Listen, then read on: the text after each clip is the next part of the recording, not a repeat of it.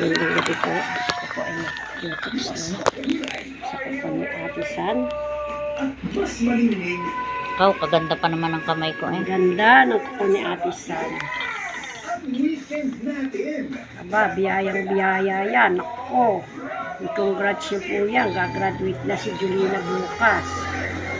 Sa hinaba-haba ng kanyang pag-aaral sa pagpapalat biyaya. Nakaraos din. Natin, no?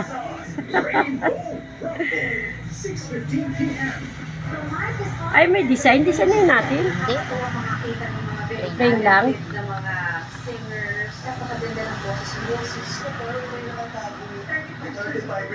I did not like it. Magda sana ang design na yun. Mahaba eh.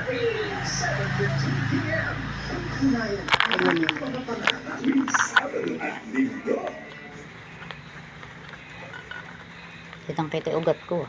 Okay lang yan. Diyan makikita ang masisipag.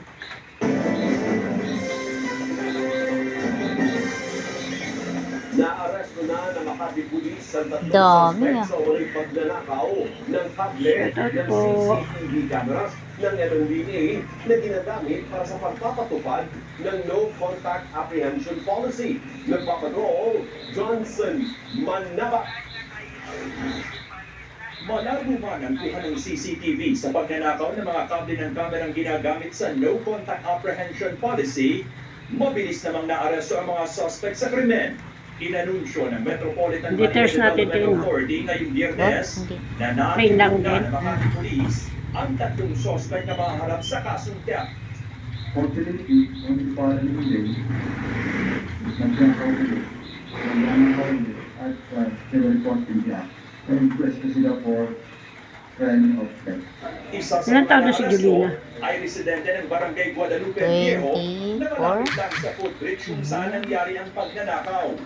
Ayon sa MMDA, tinatayang nasa 104,000 pesos 23 lang ang halaga ng pala. mga ninakaw na kable na lumalabas na Dapat grade, ang 21 graduate na pag di ka tumigil. Base nga po sa investigasyon, wala At pong least nakasurvive na. knowledge at saka walang intent to gain yung ating pong mga may-ari po ng junk shop or yung mga tauhan na pinagbentahan nga po. Gaya nga po ng payag nila, walang pagkakakilanlan ng mga item. Sabi naman ng Makati Police, hindi na kinasuhan ang may-ari ng junk shop.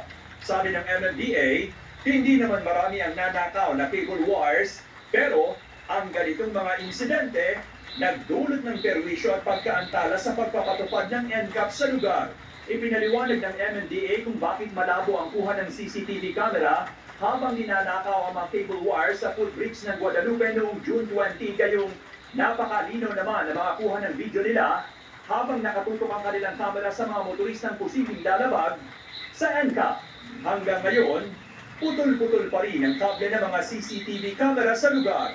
May mga karato na rin nakakabit sa mga kabling ito paakyat sa Guadalupe footbridge na nagsasabing Bakit? hindi naman tanso ang makukuha dito kaya hindi rin maaaring Yan guys, tapos na po sa isang kamay. Ayan, maganda na po ng kamay ni Ate San. Tingin Ate San. Congrats po Ate San. God bless.